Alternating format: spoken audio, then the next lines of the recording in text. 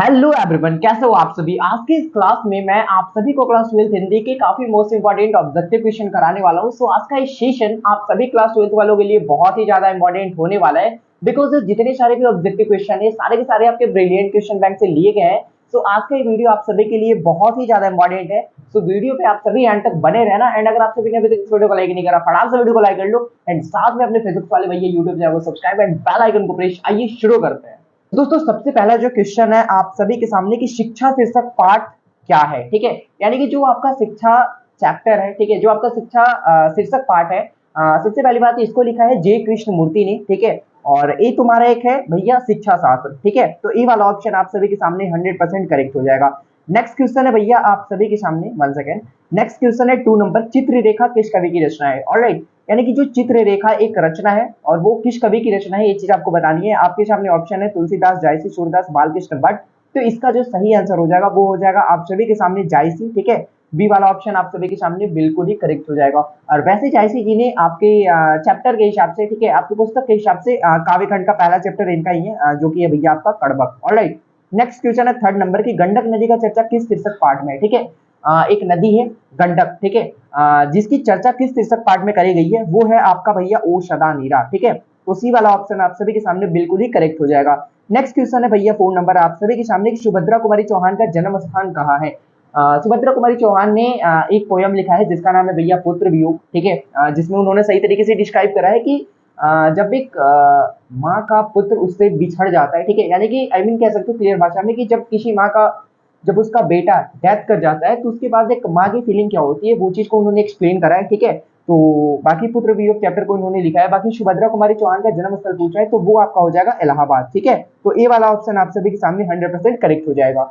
Next question है भैया आप सभी के सामने 5 नंबर की ओम प्रकाश और सुखदेव सिंह त्यागी किस शीर्षक पाठ के हैं। ठीक है, आपका किस शीर्षक पाठ के हैं ओम प्रकाश और सुखदेव सिंह त्यागी, ये 2 बंदे हैं। ठीक है, लेकिन एक किस चैप्टर से रिलेटेड दोनों ये बंदे हैं। ठीक है, तो वे आपका हो जाएगा भैया जूठन। ठीक है, तो ये वाला ऑप्शन आप सभी के सामने सही हो जाएगा। नेक्स्ट क्वेश्चन है 6 नंबर की आंखों का तारा होना मुहावरे का क्या अर्थ है। ये जो क्वेश्चन आपका हिंदी ग्रामर से लिया गया है कि आंखों का तारा होना, सॉरी तारा होना मुहावरे का क्या अर्थ है। प्रिय होना, अप्रिय होना, मित्र होना, शत्रु होना। इसका जो सही जवाब हो जाएगा वो हो जाएगा भैया प्रिय होना। तो ए वाला ऑप्शन आप सभी के सामने बिल्कुल ही करेक्ट है। नेक्स्ट क्वेश्चन है 7 नंबर कि पुष्प शब्द का विशेषण क्या होता है। What is adjective. ठीक है, यानी कि अगर मैं आपसे पूछूं कि विशेषण क्या होता है तो विशेषण वो चीज होता है जो किसी भी वर्ड का, किसी भी शब्द का विशेषता को बताता है, उसके गुण को बताता है। ऑलराइट, तो पुष्प का जो विशेषण हो जाएगा वो हो जाएगा आपका पुष्पित। तो बी वाला ऑप्शन सही हो जाएगा आप सभी के सामने। नेक्स्ट क्वेश्चन 8 नंबर कि संधि के कितने प्रकार होते हैं, यानी कि ऑलराइट हिंदी में संधि के कितने प्रकार होते हैं, वो 3 होते हैं। ठीक है, कौन कौन होते हैं वो मैं आपको बता दे रहा हूँ। आपका हो गया विसर्ग संधि, ठीक है, स्वर संधि और एक होता है आपका व्यंजन संधि। क्लियर है, तो ये आपके 3 संधि होते हैं। ठीक है, सो नेक्स्ट क्वेश्चन है आप सभी के सामने कि संज्ञा के कितने प्रकार होते हैं। वैसे ये तो आपका नॉर्मल क्वेश्चन है यार कि व्हाट इज नाउन, नाउन के कितने प्रकार होते हैं, राइट। तो संज्ञा के आपके 5 प्रकार होते हैं। ठीक है, अब ये तो मुझे नहीं लगता कि ये बताने की जरूरत है मुझे कि कौन कौन से संज्ञा के 5 प्रकार होते हैं। क्लियर है यार, डी वाला ऑप्शन सही हो जाएगा आप सभी के सामने। नेक्स्ट क्वेश्चन है 10 नंबर की ओ सदा नीरा हिंदी साहित्य में किस विधा के अंतर्गत आता है। व्हाट इज विधा यार। विधा मतलब कि आपका काव्य है, कहानी है, ठीक है, आपका नाटक है, एकांकी है, मतलब जो भी चीजें होती है, निबंध हो गया आपका, वही चीजें। तो जो आपका ओ सदा नीरा है ये आपका निबंध के अंतर्गत आता है। ठीक है, ये आपका कौन सी विधा है, निबंध के अंतर्गत आता है। तो सी वाला सही हो जाएगा आप सभी के सामने। नेक्स्ट क्वेश्चन 11 नंबर की परलोक शब्द में उपसर्ग कौन सा है। ठीक है, एक चीज मैं आपको क्लियर कर दूं, जो आपका उपसर्ग होता है वो किसी भी शब्द के स्टार्टिंग में लगता है। ठीक है, स्टार्टिंग में यूज करते हैं हम लोग उपसर्ग का। दैन एक और चीज होता है वो होता है आपका प्रत्यय। तो प्रत्यय कोई भी शब्द के लास्ट में यूज होता है, लेकिन जो आपको उपसर्ग हो है कोई भी शब्द के स्टार्टिंग में यूज होता है। तो पर लो, ठीक है, तो यहाँ पे जो उपसर्ग हो जाएगा आपका वो हो जाएगा पर। ठीक है, पर, तो ए वाला ऑप्शन सही हो जाएगा। नेक्स्ट क्वेश्चन है भैया 12 नंबर की हार जीत शीर्षक कविता निम्नलिखित में किनकी है। हार जीत, ठीक है, हार जीत आपका एक शायद आई मीन गद्य कविता है। ठीक है, और हार जीत को लिखा है भैया अशोक बाजेपई ने। तो डी वाला ऑप्शन सही हो जाएगा। नेक्स्ट क्वेश्चन है 13 नंबर की भगत सिंह की रचना निम्न में कौन है। आपके सामने 4 ऑप्शन है, संपूर्ण क्रांति, एक लेख और एक पत्र, ओ शादनीरा और उसने कहा था। तो भगत सिंह की जो रचना है वो है भैया आपका एक लेख और एक पत्र, जो कि आपका एक ऐतिहासिक पत्र है। ठीक है, तो बी वाला ऑप्शन सही हो जाएगा आप सभी के सामने। नेक्स्ट क्वेश्चन है 14 नंबर की बालकृष्ण भट्ट की रचना निम्न में कौन सी है अकॉर्डिंग टू ऑप्शन। ठीक है, बालकृष्ण भट्ट की रचना निम्नलिखित में कौन है। रोज जूठन, बातचीत, प्रगीत और समाज। तो इसका जो सही आंसर हो जाएगा वो हो जाएगा भैया बातचीत। तो सी वाला ऑप्शन करेक्ट हो जाएगा। और बातचीत आपका एक ललित निबंध है जो कि लिखा गया है बालकृष्ण भट्ट जी के द्वारा। नेक्स्ट क्वेश्चन है आप सभी के सामने 15 नंबर की, जायसी की रचना निम्न में कौन सी है? कड़बक, छप्पे, कवित, उषा। ठीक है, तो जो जायसी जी हैं उनकी रचना है भैया कड़बक। ठीक है, और ये आपका काव्यखंड का पहला नंबर ही चैप्टर है कड़बक, तो ए वाला ऑप्शन सही हो जाएगा आप सभी के सामने। नेक्स्ट क्वेश्चन है भैया 16 नंबर की, सुभद्रा कुमारी चौहान की कविता निम्न में कौन सी है? ये चीज को मैंने इस वीडियो में मेंशन कर रखा है ऑलरेडी कि सुभद्रा कुमारी चौहान ने एक चीज को एक्सप्लेन करा। वो चीज क्या है भैया कि जब एक बेटा अपनी माँ से बिछड़ जाता है, सॉरी इस चीज को अपोजिट कर लो, यानी कि जब एक माँ, ठीक है, अपने पुत्र से बिछड़ जाती है, इसका पुत्र किसी कारणवश डेथ कर जाता है, मर जाता है, ठीक है, तो मतलब एक माँ का क्या दर्द होता है, माँ का क्या दुख होता है, उस चीज को एक्सप्लेन करा, उस चीज को सही तरीके से डिस्क्राइब करा सुभद्रा कुमारी चौहान ने। यानी कि ऑनलाइन फाइनली बोल सकते हैं हम लोग कि सुभद्रा कुमारी चौहान ने किस कविता को लिखा है? वो कविता है आपका पुत्र वियोग, तो बी वाला ऑप्शन सही हो जाएगा आप सभी के सामने। नेक्स्ट क्वेश्चन 17 नंबर की, कवि शब्द कौन संज्ञा है? ठीक है, जो आपका कवि शब्द है, कवि कहने का मतलब दैट मीन्स की संपूर्ण कवि, ठीक है, यानी कि कोई एक किसी का एग्जैक्ट नेम नहीं है ना कि कवि, तो कवि कोई भी हो सकता है, ये आपका हो जाएगा जातिवाचक। ठीक है, तो सी वाला ऑप्शन सही हो जाएगा आप सभी के सामने। मानक बीसवीं से दूध की जगह क्या मांगता है? ये जो क्वेश्चन है आपका ये लिया गया है सिपाही की माँ। ठीक है, सिपाही की माँ। ठीक है, तो इसका जो सही जवाब हो जाएगा वो हो जाएगा पानी। भैया मुझे दूध वूध नहीं चाहिए, मुझे चाहिए पानी। क्या चाहिए जी? पानी। ठीक है, नेक्स्ट क्वेश्चन है आप सभी के सामने 19 नंबर की, बिस्नी किस एकांकी की पात्रा है? ठीक है, एक चीज मैं आपको क्लियर कर दूं, जो सिपाही की माँ मैंने अभी आपको मेंशन करा, वो चीज आपका एक एकांकी है। ठीक है, और बिस्नी उस चीज में क्या है? तो वो सिपाही की माँ है। ठीक है, और चैप्टर का भी आपका नाम क्या है? सिपाही की माँ। ऑलराइट, तो ए वाला ऑप्शन सही हो जाएगा आप सभी के सामने।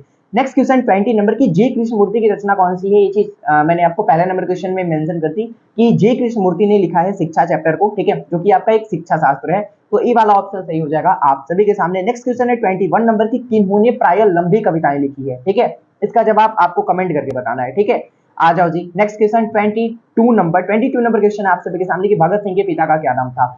एक चीज मैं आपको क्लियर कर दूं, भगत सिंह एक ऐसे क्रांतिकारी थे, ठीक है, एक ऐसे क्रांतिकारी युवक कह लो या फिर क्रांतिकारी सेनानी कह लो, जो जिन्होंने बहुत कम उम्र में, सबसे कम उम्र में अपने देश के लिए अपने प्राण का न्यौछावर कर दिया। ठीक है, अपनी प्राण दे दी अपने इस देश भारत देश के लिए। ऑलराइट, सबसे कम उम्र में, याद रखना। तो इसका जो सही जवाब हो जाएगा कि भगत सिंह का पिता का क्या नाम था, वो है भैया सरदार किशन सिंह। ठीक है, सरदार किशन सिंह, तो बी वाला ऑप्शन आप सभी के सामने क्लियर है। ऑलराइट, नेक्स्ट क्वेश्चन है 23 नंबर आप सभी के सामने कि एक लेख और एक पत्र शीर्षक पाठ क्या है? ठीक है, यानी कि एक चीज मैंने आपको क्लियर कर दिया स्टार्टिंग में ही कि एक लेख और एक पत्र को लिखा है पहला चीज भगत सिंह ने लिखा है। ठीक है, और भगत सिंह एक ऐसे क्रांतिकारी सेनानी थे जिन्होंने अपने इस भारत देश के लिए कम उम्र में ही अपने प्राण का वो कर दिया, न्यौछावर कर दिया। ऑलराइट, और एक लेख और एक पत्र, जैसा कि आपको चैप्टर के नाम से पता चलता है कि ये आपका एक ऐतिहासिक पत्र है। ठीक है, जो भगत सिंह ने सुखदेव सिंह त्यागी जी को लिखा था। ठीक है, और वही लाइक सुसाइड वगैरह का कुछ चक्कर है, तो कहानी पढ़ लेना, सही तरीके से आपको समझ में आ जाएगी आत्महत्या को लेकर बातों में लिखे भगत सिंह ने।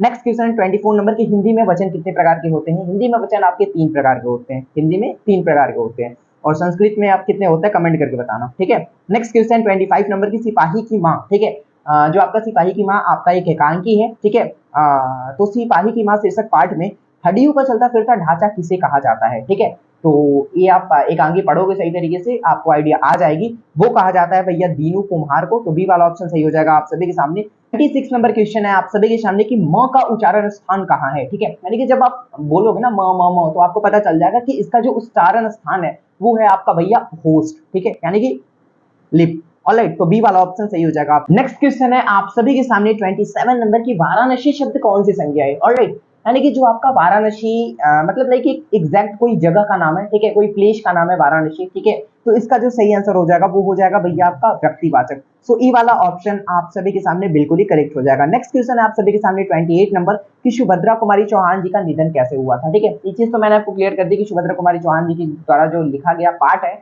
वो है आपका पुत्र वियोग। ऑलराइट, तो सुभद्रा कुमारी चौहान जी की जो निधन हुई थी ना, वो हुई थी भैया कार दुर्घटना में। तो ए वाला ऑप्शन आप सभी के सामने 100% करेक्ट हो जाएगा। नेक्स्ट क्वेश्चन है 29 नंबर की, जयशंकर प्रसाद की कविता निम्नलिखित में कौन से? अकॉर्डिंग टू ऑप्शन आपको आंसर देना है। तुमुल कोलाहल कला में पद कड़बक हारजीत, हारजीत आपकी अशोक बाजपेयी जी की है, क्लियर मैं आपको कर दूं।